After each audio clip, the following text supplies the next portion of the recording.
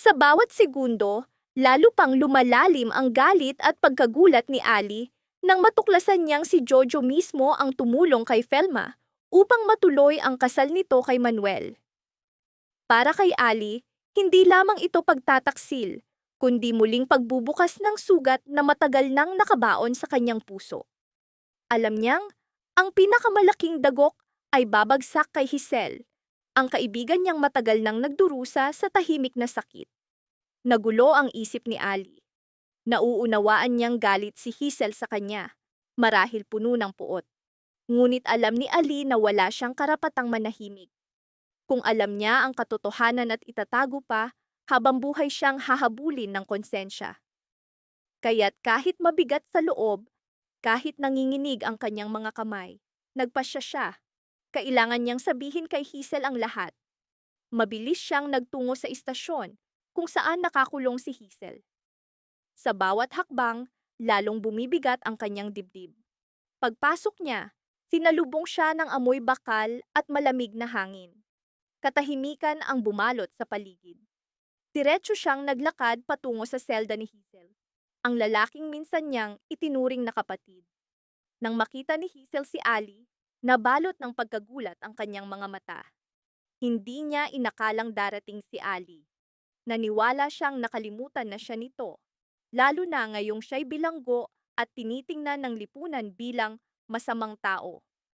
Sa mahabang gabi, paulit-ulit niyang tinanong ang sarili, mayroon pa bang natitirang handang umunawa sa kanya?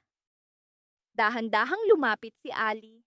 Ramdam niya ang bigat ng titig ni Haisel. Sa mahinahong tinig nagsalita siya, puno ng pagsisisi. Humingi siya ng tawad, ipinaliwanag na hindi niya sinadyang iwan si Hisel. Kinain siya ng walang katapusang tungkulin sa ospital at ng pagliligtas ng buhay. Bawat salita ay naglantad ng kanyang pagod at taus-pusong panghihinayang. Bahagyang gumaan ang loob ni Hisel, ngunit nanatili ang bigat sa kanyang dibdib. Pagkatapos, ibinunyag ni Ali, may katotohanang hindi na niya kayang itago. Biglang nanlamig ang katawan ni Hisel. Isang hindi maipaliwanag na takot ang pumisil sa kanyang dibdib. Sa katahimikan, dama niyang ang mga salitang maririnig niya ay magbabago ng kanyang buhay magpakailanman. Sa nanginginig na tinig, tinanong ni Hisel si Ali, ano ang katotohanang dapat niyang malaman? May halong takot ang kanyang tinig, ngunit nanatili siyang matatag, handang tanggapin ang mga salitang babago sa kanyang mundo. Sa sandaling iyon, tinipon ni Ali ang kanyang tapang, at sa wakas ay sinabi ang katotohanan. Ibinunyag niyang ikakasal na sina Manuel at Felma. Nang marinig iyon, tila tumigil ang mundo ni Hisel. Tumagos sa kanyang puso ang mga salita na parang matalim na punyal. Biglang sumiklab ang matinding galit sa kanyang dibdib. Napuno ng sakit at puot ang kanyang mga mata, mahigpit na nakasara ang kanyang mga kamao. Hindi niya matanggap na si Felma, ang babaeng minsan ay sentro ng kanyang mga pangarap, ay ngayoy itatali na kay Manuel. Sa kanyang isip, iisa lamang ang malinaw. Hinding-hindi niya hahayaang mangyari iyon.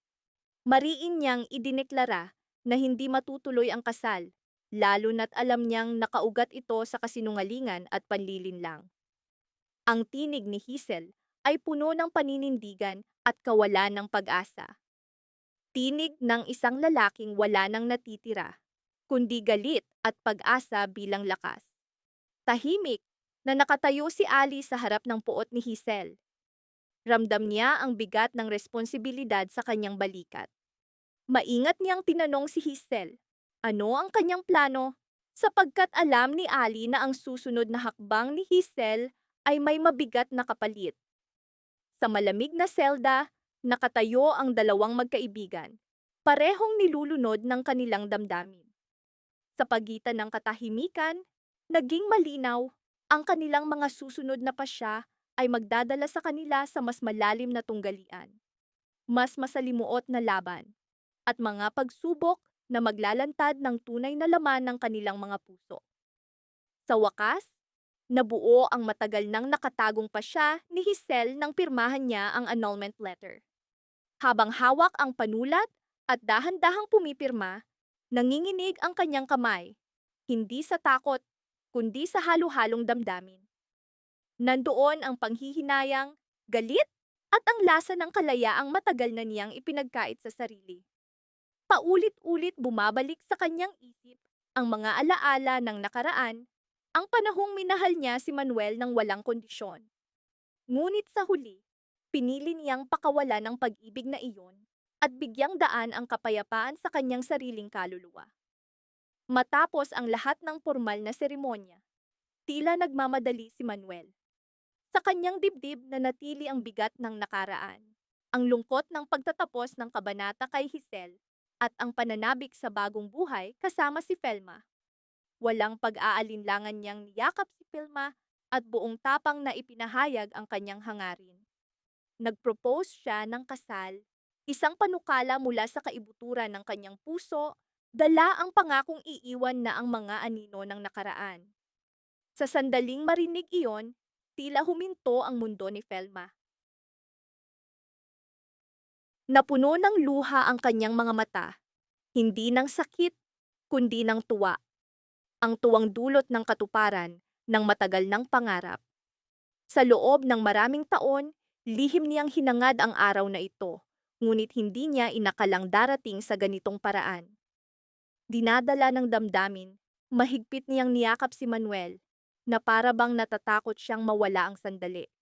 Sa kanyang isip, naging malinaw ang isang katotohanan. Formal nang tapos ang relasyon ni Manuel at Hisel. Sa wakas, nagkaroon ng puwang para sa kanyang sariling pag-ibig. Ang pag-ibig na matagal nang nakatago, ngayoy malaya ng huminga. Umapaw ang kagalakan sa puso ni Manuel. Inakala niyang maaaring tanggihan ni Felma ang kanyang alok dahil sa bigat ng nakaraan. Ngunit ng buong katahimikan at paninindigan, itong tinanggap ni Felma. Halos hindi makapaniwala si Manuel. Malumanay na sinabi ni Felma na matagal na niyang pinangarap ang sandaling ito at dumating na ang oras para sa kanilang dalawa. Ang mga salitang iyon ay tumatak sa puso ni Manuel, lalo pang pinatatag ang kanyang pasya na ipaglaban ang kanilang relasyon sa anumang halaga. Nagsimula na ang paghahanda para sa kasal. Sa bawat ayos, dala ni Manuel ang pag-asa na mabubura ang mga sugat ng nakaraan. Dumating ang araw.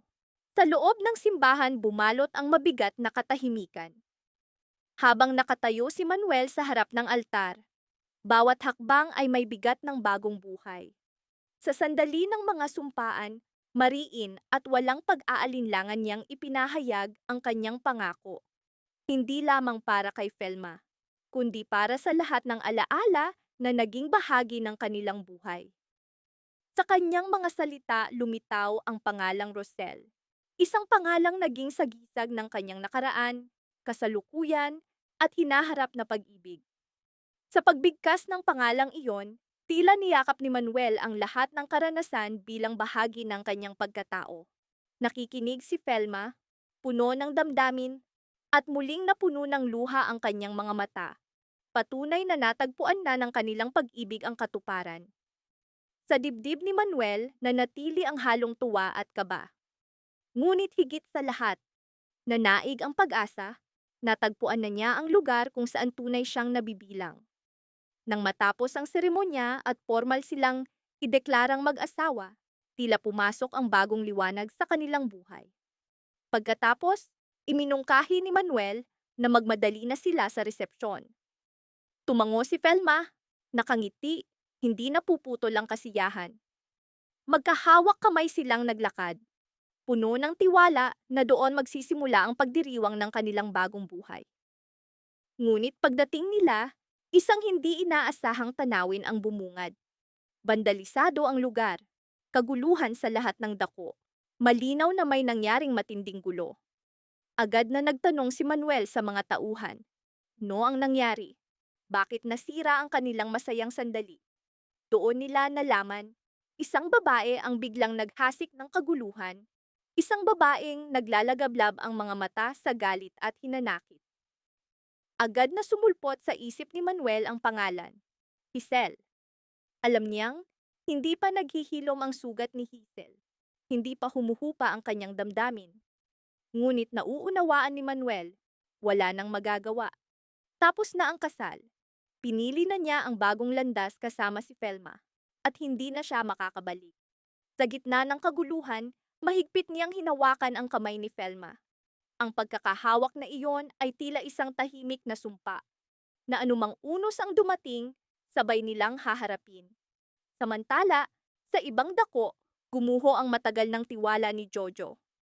Bawat alaala, bawat salita ni Hazel ay nagpapaalala sa kanya ng mapait na katotohanan na ginamit lamang siya sa laro ng paghihiganti.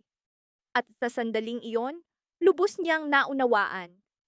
Hindi kailanman minahal siya ni Hazel. Nabasag ang puso ni Jojo ng tuluyang matanto. Ang kanyang damdamin ay ginamit lamang upang saktan ang pamilya ni Felma. Ang pamilyang matagal niyang pinaniwalaang may sala ay sa katotohanan inosente, pinapatnubayan ng katapatan, at biktima lamang ng inggit at puot ng iba. Ang pagbubunyag na ito ay yumanig sa kanyang buong pagkatao. Sa gitna ng kanyang pagkalito at pagbagsak ng loob, malinaw kay Jojo, kailangan niyang kumilos. Hindi lamang para kina Felma at Manuel, kundi para sa kanyang konsensya na matagal nang binibigatan ng kasinungalingan. Alam niyang tunay at malalim ang pag-ibig ni na Felma at Manuel, at matagal na silang pinaghiwalay ng mga pakana at panlilinlang ni Hazel. Kung wala ang pagtataksil na iyon, matagal na sanang nagtagpo ang kanilang mga puso. Sa wakas, tinipon ni Jojo ang kanyang tapang at hinarap si Felma. Bumigat ang hangin sa kanilang pag-uusap, na para bang bawat salita ay naglalantad ng nakatagong sugat. Diretso niyang tinitigan si Felma at buong puso niyang inamin ang kanyang pagsisisi. Taos-pusong sinabi ang lahat ng kanyang natutunan at nangakong gagawin ang lahat upang muling pag-isahin sina Felma at Manuel. Bawat pangungusap ay puno ng katapatan. Dala ang bigat ng isang lalaking handang itama ang kanyang mga pagkakamali. Ang tugon ni Felma ay puno ng damdamin. Hindi niya napigilan ang kanyang mga luha. Bahagyang gumaan ang bigat ng mga taon ng pagdurusa nang maramdaman niyang hindi na siya nag-iisa sa laban. May kakampi na siya. Puno ng pasasalamat, nagbigay siya ng taos-pusong salamat kay Jojo. Ngunit pinigilan siya ni Jojo. Mariin niyang sinabi, hindi pa ito ang oras ng pasasalamat. Ang pasasalamat ay nararapat lamang kapag tuluyang nagtagumpay ang katotohanan. Kapag sina Felma at Manuel ay muling nagkabalikan, malaya sa lahat ng gapos ng kasinungalingan. Sa gitna ng kanilang pag-uusap, lumitaw ang isang matinding katotohanan. Kung ang lalaking bumalik sa buhay ni Jessica ay si Jojo nga, napakapalad sana niya. Ngunit iba ang realidad. Ang lalaking nakilala ni Jessica bilang ama ay si Laya, hindi ang kanyang tunay na ama. Tumama ito kay Jojo na parang kulog. Hindi niya napigilan ang kanyang mga luha. Bumalik sa kanyang alaala ang batang matagal niyang hinanap. Ang batang matagal niyang hinangad na muling makapiling. Ngunit hindi na niya muling nasilayan ng buhay. Agad na humingi ng paumanhin si Felma, ngunit mariing tumanggi si Jojo. Sinabi niyang hindi iyon luha ng galit, kundi luha ng isang amang puno ng panghihinayang. Inamin niyang ang kanyang pagluha ay bunga ng masakit na katotohanan, na ang pagkakataong gampanan ang kanyang tungkulin bilang ama ay ninakaw sa kanya. Ninakaw iyon ni Hazel, na pinabayaan ang kanilang anak at nagluwal ng isang trahedyang hindi na mababawi. Sa katahimikan, parehong naramdaman nila ang lalim ng mga sugat ng nakaraan. Ngunit sa katahimikan ding iyon, muling nagliyab ang apoy sa puso ni Jojo. Apoy ng determinasyon na itama ang mga mali at hindi na muling hayaang manaig ang kasamaan. Alam niyang ang pinakamahirap na laban ng kanyang buhay ay nasa harap na niya. Isang laban na magpapasya kung sino ang magtatagumpay, ang kapangyarihan ng kasinungalingan o ang liwanag ng katotohanan. ang paparating na tunggalian, ang huling laban, ang magiging sukdulang pagsubok ng kanilang lakas, tapang, at pag-ibig. Sa gitna ng pagkawasak, kailangan nilang patunayan kung gaano sila katatag, gaano sila kahanda, at gaano sila kakayanin upang maitatag ang katotohanan.